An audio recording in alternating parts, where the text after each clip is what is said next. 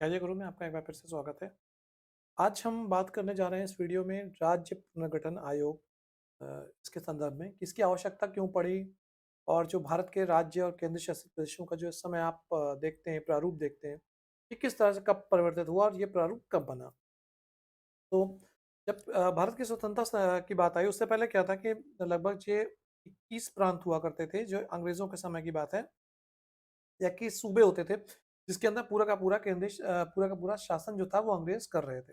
लेकिन जब उन्होंने भारत को स्वतंत्रता देने की बात की तो उन्होंने अपने अनुसार मतलब कभी ना उन्होंने कोई भाषा क्षेत्र किसी भी क्षेत्र की कोई स्पेसिफिक पहचान ना करते हुए यानी कि कोई उसकी विशेषता के आधार पे ना करने के आधार पे उन्होंने क्या किया कि अंग्रेजों ने राज्यों का गठन कर दिया और जो राज्यों का गठन हुआ वो आपको मैं दिखाता हूँ कुछ इस तरह से उसका व्यू था। उसको भी समझते चलते हैं।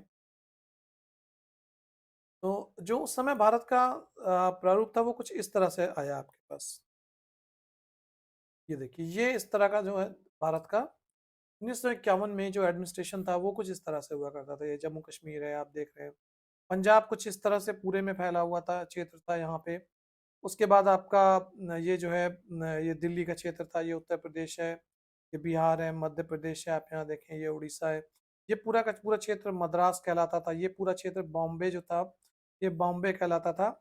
और कुछ इस तरह से ये हैदराबाद आपका एक क्षेत्र हुआ करता था।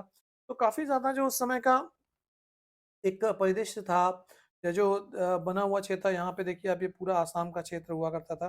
तो इस तरह से कुछ ये क्षेत्र बने हुए थे। तो यहाँ पे काफ़ी सारा मिसमैचेस तक कह सकते हैं या एक दूसरे के साथ जो है अलग-अलग भाषाओं के क्षेत्र थे, उनकी कोई सांस्कृतिक विरासत जो कहते हैं जिसको वो एक साथ नहीं थी। तो इस तरह की कई सारी चीज़ें हुआ करती थी। साथ में यहाँ पे आप देखिए कि फॉरेन टेरिटरीज़ भी हुआ करती थी उस समय यानी कि फ्रेंच और पोर्तुगीज़। तो ये 3 फॉरेन टेरिटरीज़ भी उस टाइम पे एग्ज़िस्ट करती थी। तो जो ये स्थिति थी वो स्थिति मतलब एक सुचारू रूप से देश को चलाने के लिए उस समय पे कह सकते हैं बहुत अच्छी नहीं कही जा सकती थी। तो जब ये सारी जो परिस्थितियां थी तो इनसे बाहर निकलने के लिए क्या किया गया कि इन परिस्थितियों से बाहर निकलने के लिए राज्य पुनर्गठन आयोग की स्थापना की। राज्य पुनर्गठन आयोग इसने जो है इसकी स्थापना राज्य पुनर्गठन आयोग की स्थापना हुई और इसके स्थापना का उद्देश्य ये था कि जो ये विसंगतियां हैं इनको दूर किया जा सके। इसको जो है इसकी स्थापना हुई थी 1953 में। यहाँ पे आपको ध्यान रखने वाली एक चीज़ जो और आती है वो ये आती है कि इसके सदस्य कौन-कौन से थे क्योंकि ये बहुत जगह एग्जाम में ये पूछा जा चुका है और पूछा जाता रहा है और पूछा भी जाएगा भी भविष्य के अंदर भी।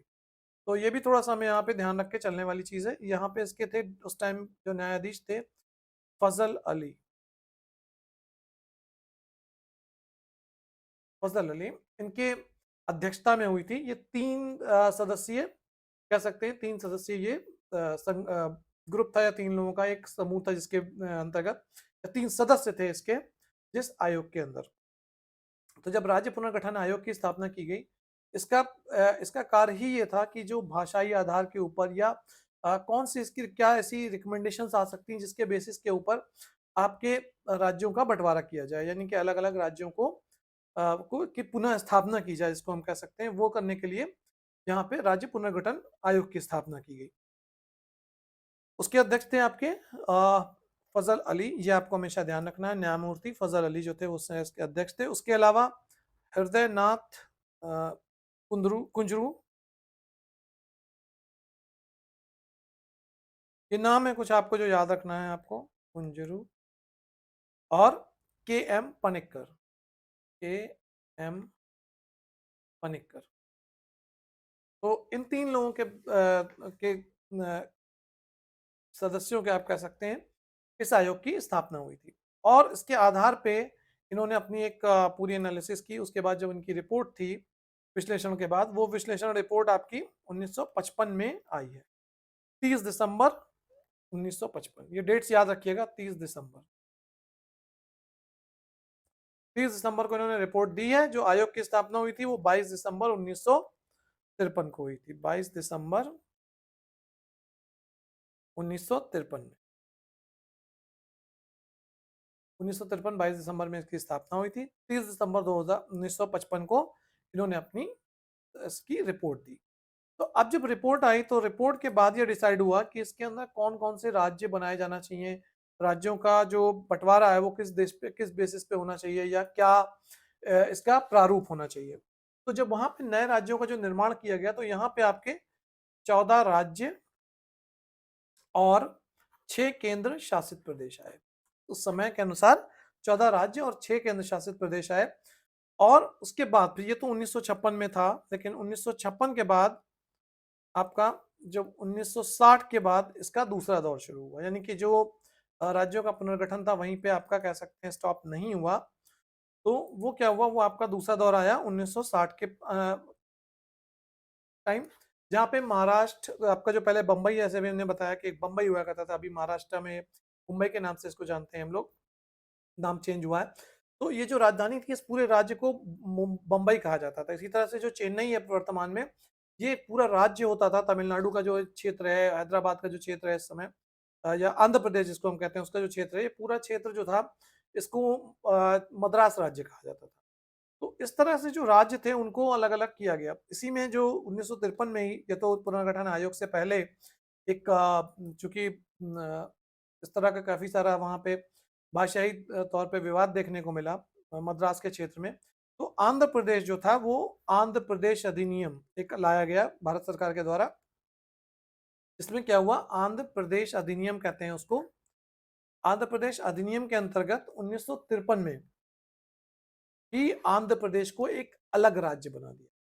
तो ये हमेशा ध्यान रखिएगा, एक अलग राज्य उस समय बना दिया गया 1953 में। राज्य पुनर्गठन आयोग की रिपोर्ट आने से पहले बना हुआ ये राज्य था। यहाँ पे आपका ये 1953 में आंध्र प्रदेश निकला, जो आपके मद्रास का जो क्षेत्र था, मद्रास जो हमारा बृहद क्षेत्र था उस समय का, उसका एक नया राज्य उसके बाद उससे बना दिया गया आंध्र प्रदेश। उसके बाद जो गुजरात राज्य था हमारा, गुजरात और महाराष्ट्र, तो जो मुंबई था, बंबई था, यानी उस समय ये 1960 ईस्वी की बात है। फिर क्या हुआ कि इसको दो भागों में, गुजरात और महाराष्ट्र में विभाजित किया गया और यहाँ पे आपका जो मुंबई था वो उसकी राजधानी भी हो गई। तो जो बंबई क्षेत्र के नाम से पूरा एरिया जाना जाता था ये गुजरात तक का, इसको अलग करके दो राज्यों में बांट दिया गया, जो कि 1960 की बात है। उसके बाद उससे पहले एक मैसूर के नाम से जो राज्य होता था, जो राज्य पुनर्गठन आयोग की टिप्पणी आई थी उसके अनुसार आपका अ, एक मैसूर का नाम से अलग राज्य बना, ये 1956 के में बना था आपका, जो बाद में आपका 1973 में इसको कहा गया कर्नाटका। जो अभी हम कर्नाटक देखते हैं ये 1973 में कर्नाटक के नाम से परिवर्तित हो गया। जो आपका राज्य कर्नाटक राज्य हमारे अस्तित्व में आया, वो मैसूर जो आपका उस समय की क्षेत्र होता था, या कह सकते हैं एक प्राचीन राज्य होता था, तो मैसूर से उसको कर्नाटक बनाया गया और उससे 1973 में कर्नाटक राज्य का नाम दिया। उसके बाद हमारे पास आता है केरल राज्य। केरल जो था उस समय पे त्रावणकोर या श्रवणकोर जिसको हम कहते हैं, और कोचीन का जो क्षेत्र था, ये भी आपका भाई तमिलनाडु और मद्रास के पास का क्षेत्र था। तो वहां से ये आपका केरला राज्य की का निर्माण हुआ और ये आपका 1956 में ही जो हमारा पुनर्गठन आयोग था वहां पे ही ये चीज आई थी।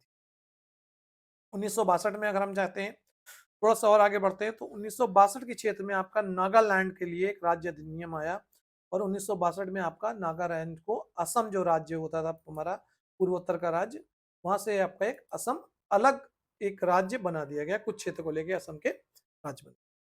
जबकि एक और महत्वपूर्ण राज्य है आपका पंजाब। तो पंजाब जो होता था पहले काफी बड़ा राज्य हुआ करता था।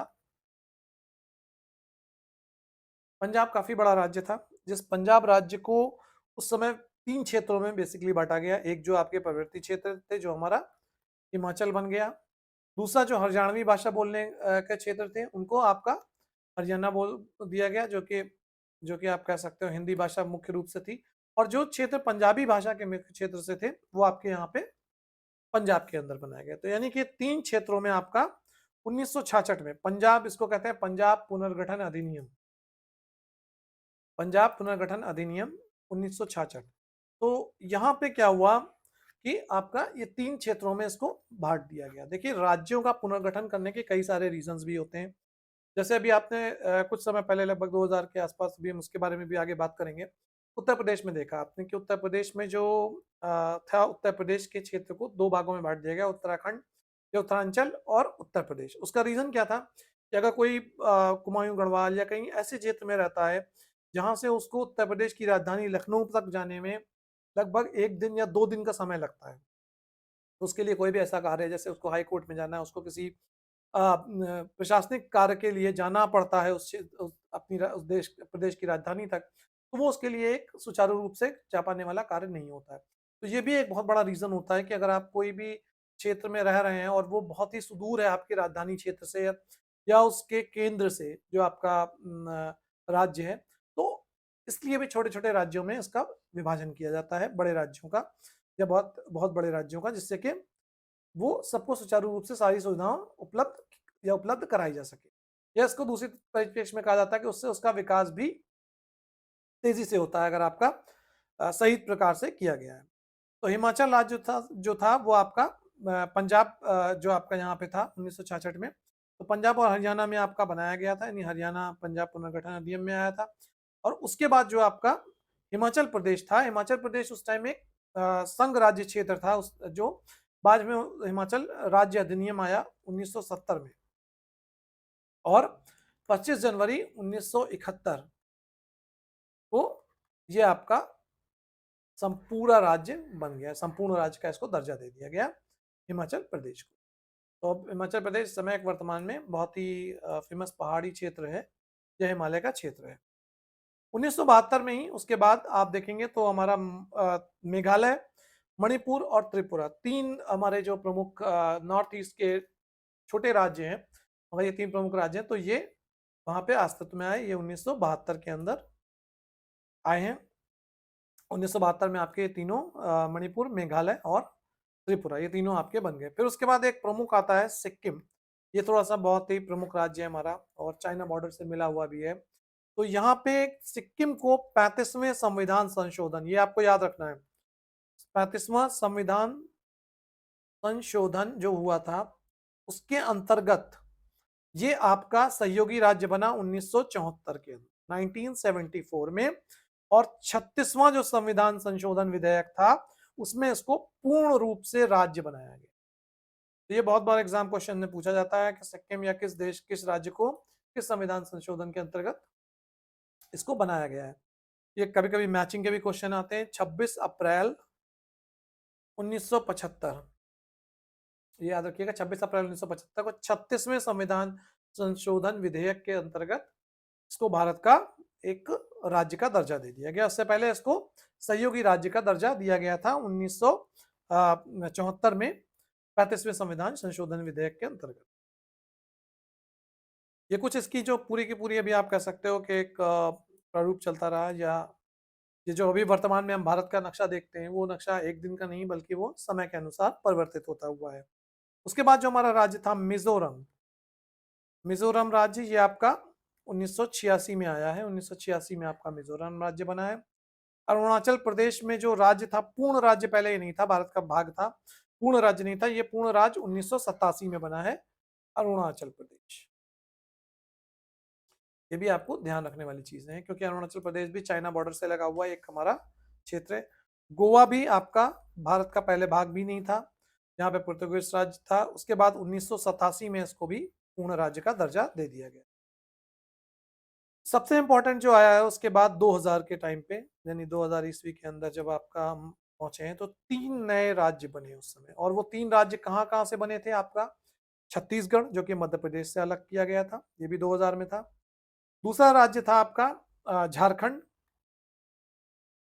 झारखंड जो था वो आपका बिहार से अलग करके एक नया क्षेत्र बनाया गया, जिसकी राजधानी अभी आप भी जानते हैं पटना है। सॉरी, बिहार की राजधानी और झारखंड की राजधानी रांची है। उसके बाद हमारा एक राज्य बना उत्तराखंड। उत्तराखंड राज्य जो था वो आपका उत्तर प्रदेश से अलग किया गया और उत्तर प्रदेश से अलग करके एक अलग राज्य बनाया गया, क्योंकि उस समय उत्तर प्रदेश की राजधानी जो लखनऊ थी वो काफी ज्यादा दूर थी इन क्षेत्रों से। तो वहां से जो सुदूरवर्ती क्षेत्र के लोग थे, नागरिक थे उस क्षेत्र के, उनके लिए इतना आसान नहीं होता था कि वो राजधानी तक जा पाए, या किसी प्रशासनिक कार्य से अगर उनकी आवश्यकता है तो वो उस क्षेत्र में जाए। तो ये काफी ज्यादा उनके लिए टफ काम होता था, मुश्किल काम होता था। तो इसलिए उत्तराखंड को एक अलग राज्य उस समय बनाया गया। और यहाँ पे जो पहाड़ी क्षेत्र थे, यानी कि आपके हरिद्वार, ऋषिकेश, उसके बाद आपका गंगोत्री, यमुनोत्री, इधर का पूरा ब्लॉक, केदारनाथ, बद्रीनाथ, ये सारा का सारा क्षेत्र जो है वो आपके उत्तराखंड के अंदर आ गया। यानी देहरादून से ऊपर का देहरादून, नैनीताल, हल्द्वानी, ये पूरा का पूरा क्षेत्र जो है वो आपका उत्तराखंड के क्षेत्र में, जो पहाड़ी क्षेत्र था उत्तर प्रदेश के पश्चिम क्षेत्र में, वो आपका यहाँ पे चला गया। अभी जो वर्तमान में सबसे लेटेस्ट आया वो आपका आया है तेलंगाना। तेलंगाना राज्य जो है ये आपका 2014 में राज्य बना हुआ है। मैं यहाँ पे राज्य की इसलिए बात कर रहा हूँ क्योंकि अभी इसके बाद भी अभी हम कुछ और भी बताएंगे आपको कि क्या आता है। तो तेलंगाना जो था वो भारत का एक तरह से कह सकते हो अंतिम राज्य उस समय बना था 2014 के अंदर। उसके बाद 31 अक्टूबर 2019, ये एक बहुत ही इंपॉर्टेंट डेट है, याद रखिएगा। 31 अक्टूबर 2019 यहाँ पे हमारे लद्दाख राज्य, लद्दाख जो हमारा केंद्र शासित प्रदेश है वो बनाया गया। जम्मू और कश्मीर और लद्दाख, यानी पहले हमारे पास जो जम्मू कश्मीर हुआ था वो एक जम्मू कश्मीर ये एक हमारा राज्य था और इसमें एक विकास परिषद होती थी जो लद्दाख की थी। उसके विषय में भी हम कभी विस्तार से बात करेंगे कि लद्दाख की एक विकास परिषद होती थी जो यहाँ का डेवलपमेंट कार्य देखती थी। लेकिन क्या हुआ, 31 अक्टूबर 2019 में इसको दो संघ क्षेत्रों में डिवाइड कर दिया गया। एक आपका हो गया जम्मू और कश्मीर और दूसरा आपका हमारा लद्दाख क्षेत्र हो गया। तो ये दो हमारे केंद्र शासित प्रदेश बन गए। तो अब जो हमारे केंद्र शासित प्रदेश थे वो हो गए हमारे 8 और जो हमारे राज्य थे वो हमारे घट के रह गए 28, यानी 28। पहले 29 थे, 29वां राज्य था हमारा तेलंगाना ये। लेकिन यहाँ पे जम्मू कश्मीर जो था उसको राज्य के बजाय उसको अब आपका केंद्र शासित प्रदेश में डाल दिया गया, संघ क्षेत्र में। यहाँ पे हालांकि विधानसभा का प्रावधान रहेगा, जैसे कई सारे संघ क्षेत्रों में विधानसभा का प्रावधान है। दिल्ली में हमारे विधानसभा है, पौंडीचेरी में हमारे विधानसभा होती है, इसी तरह से जम्मू कश्मीर में भी विधानसभा का प्रावधान किया जाएगा। लेकिन ये आपके एक संघीय क्षेत्र होते हैं, तो इसमें जो डिफरेंस होता है वो कई सारी चीज़ों का होता है। इसके विषय में भी हम कभी शक्तियों का जो निर्वहन होता है या जो सूचियां होती हैं उनका निर्वहन होता है, उसके विषय में भी हम विस्तार से किसी वीडियो में चर्चा करेंगे। तो रीजन क्या होता है कि जो आपके पूर्ण राज्य नहीं होते हैं, संघ क्षेत्र में विधानसभा वाले संघ क्षेत्र हो सकते हैं, उसमें कुछ क्षेत्रों में राज्यों को अधिकार दिए जाते हैं, लेकिन मुख्य रूप से अधिकार जो होता है वो केंद्र का उसके ऊपर रहता है। जैसे दिल्ली में आपका, दिल्ली एक पूर्ण राज्य का दर्जा दिल्ली को नहीं मिला हुआ है। यहाँ पे आपका लेफ्टिनेंट गवर्नर होता है, उसका शासन होता है। काफी सारे ऐसे जो प्रशासनिक निकाय हैं जिनकी जिम्मेदारी या जिनका निर्वहन जो है वो केंद्र सरकार के द्वारा होता है। जैसे कि दिल्ली के अंदर आपके पुलिस की सेवा जो है वो पूरी की पूरी भारत सरकार के गृह मंत्रालय के अंतर्गत आती है। लेकिन जो आपके कुछ बेसिक शिक्षा है, स्वास्थ्य है, इस तरह की सुविधाएं जो है वो आपकी दिल्ली सरकार के अंतर्गत आती है। तो जो यहाँ पे जो समवर्ती सूची है जिसको हम कहते हैं, इसके विषय में हम कभी बात करेंगे संविधान से रिलेटेड। तो जो समवर्ती सूचियां, राज्य सूची, केंद्र सूची और जो समवर्ती सूचियां हैं, तो उनके विषय में हम समझेंगे। तो यहाँ पे वो पूरी रूप से लागू नहीं होती, यानी कुछ आपको क्षेत्र जो होते हैं उसके लिए सीमित कर दिया जाता है। तो अभी जो जम्मू एंड कश्मीर का क्षेत्र है वो का पूरा हमारा आपका एक संघ क्षेत्र रहेगा, दूसरा संघ क्षेत्र हमारा लद्दाख हो गया। तो जो राज्य हमारे थे वो 29 से घट के अब हमारे पास हो गए हैं 28, क्योंकि जम्मू कश्मीर पहले एक राज्य होता था। उसके अलावा उस समय जम्मू कश्मीर को कुछ अलग विशेष दर्जा भी मिला हुआ था, धारा 370 इत्यादि, आपने इसके विषय में भी सुना होगा। तो इसके विषय पे भी कभी हम आगे चर्चा करेंगे किसी वीडियो में। तो वो सारी चीज़ें यहाँ पे समाप्त हो गई और इसको जैसे नॉर्मल आपके अन्य संघ क्षेत्र हैं उस तरह से लद्दाख और जम्मू कश्मीर को वर्तमान समय में सुविधाएं या आपकी वरीयता मिली हुई है। उसी तरह से आपको इन राज्यों को भी समझा जाता है, माना जाता है। तो ये जो था ये भी हमने समझा कि राज्य पुनर्गठन आयोग की स्थापना कब हुई थी, 1953 में हुई थी। न्यायाधीश हमारे जो उस समय फजल अली जी थे उनके नेतृत्व में हुई थी। उसके अलावा कई सारे जो राज्यों का गठन हुआ वो उसके बाद आपके होता चला गया। अलग अलग राज्यों को अलग अलग कई सारे रियासतें थी, उनको उनको विलय किया गया। उसके बाद जब भारत का एक गठन हुआ तो एक राज्य था, लेकिन उस समय काफ़ी सारे विषमताएं थी, काफ़ी सारी कभी संस्कृति के अनुसार थी, कभी वो विषमताएं आपकी भाषा के क्षेत्र के ऊपर थी।